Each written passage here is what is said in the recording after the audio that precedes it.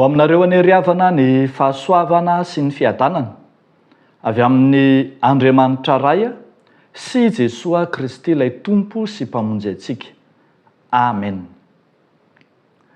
Ilay voninahitr'Andriamanitra henona. Ilay voninahitr'Andriamanitra henona, zany no asongady mofinainantsika anio ao amin'ny filazany tsara araka ny Lioka 7 andininy fa 8 hatramin'ny fa 4:30.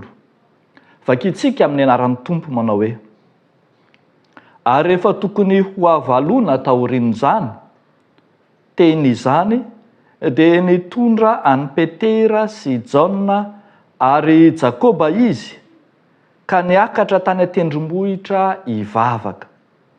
Ary raha mbola nivavaka izy dia niova ny toetry ny tarehiny, ary ny fitafiany dia tonga fotsy sady nanelatselatra. Ary indreo nisy roa lahy resaka taminy, dia Mosesy sy Elia, izay niseho tamboninahitra ka nilaza ny fialana izay efa efainy any Jerosalema. Ary efa navesatry ny tory ny mason'ny Petera sy ny namany, nefa nahary tory ihany izy, dia nahita ny voninahitr' Jesosy sy izy roa lahy izay teo aminy. Ary tamin'ny nisarahan'izy roa lahy taminy, dia ho Petera tamin'ny Jesosy: Tompoko, tsara raha mitoetra eto isika, ary aoka izahay hanao trano lay telo, ny anankiray ho anao, ny anankiray ho an'i Mosesy, ary ny anankiray ho an'i Elia. Nefa tsy fantany izay nolazainy. Ary raha mbola niteny izany izy, dia nisy rahona niseho nanarona azy ireo. Ary raha niditra tao anatin'ny rahona ireo, dia raiky tahotra ny mpianatra 3 lahy. Ary nisy feo avy tany ao amin'ny rahona nanao hoe: ity no zanako voafidiko, izy no henoy. Ary rehefa nitsahatra ny feo, dia Jesosy irery ihany no hita.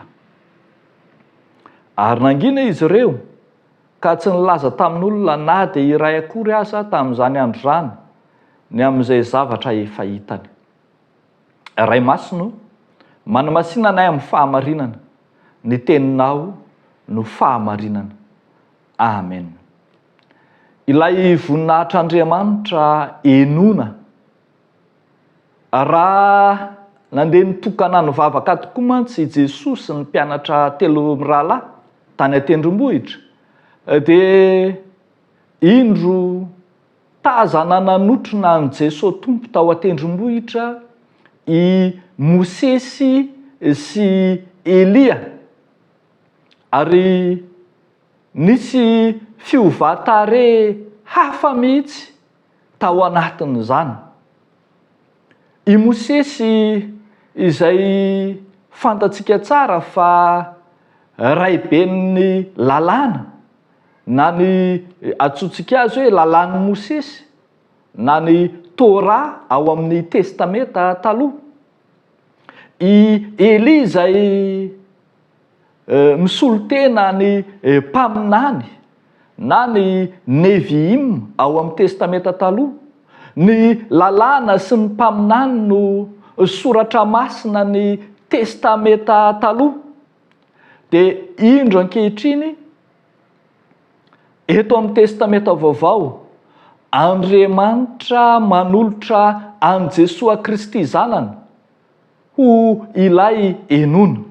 Naseho tamin'ny endrika manome voninahitra an'Andriamanitra zany, hitantsika eto, fa niova ny tarehiny, ny fitafiany tonga fotsy sady nanelatselatra. Ary indro nisy rahona niseho nanarona azy ireo tao anaty rahona, ary dia naharaiky tahotra amin'ny mpianatra 3 rahalahy mihitsy zany. Ary nisy feo avy tao amin'ny rahona nanao hoe: ity no zanako voafidiko, izy no henoy. Lay voninahitr'Andriamanitra niseho tamin'ny alalan'ilay zanaka malala an'Andriamanitra, io no henona mihoatra noho ny fanambarany ny lalàna sy ny mpaminany tany amin'ny testamenta taloha. Io lay voninahitr'Andriamanitra io izay niseho teo amin'i Jesosy Kristy no nahazahoana baiko indray eto ho Henona. Io zany lay zanaka malala an'Andriamanitra, lay mitafy ny famirapiratana sy ny voninahitr'Andriamanitra, dia ambara fa mihoatra noho ny fihizian'ny testamenta taloha, ny lalàna, ny mpaminany, ny maizy azy an'ilay zanaka malala an'Andriamanitra izay asaina Henona ankehitriny. Eto dia naseho tamin'ny fomba ofisialy ny fanokanana any Kristy ho lay tenin'Andriamanitra hita maso, lay tenin'Andriamanitra velona, lay teny tonga nofo. Dia Andriamanitra mihitsy no miteny hoe izy no henoy. Ry havako malala, tena fisehon'Andriamanitra tetỳ amin'izao tontolo izao. Fisehon'ny tenin'Andriamanitra tetỳ amin'izao tontolo izao ny nandalovan'i Kristy. Io lay teny tonga nofo. Ny antsoina hoe epifania zany dia tsy inona tsy akory fa Andriamanitra mamangy ny tany.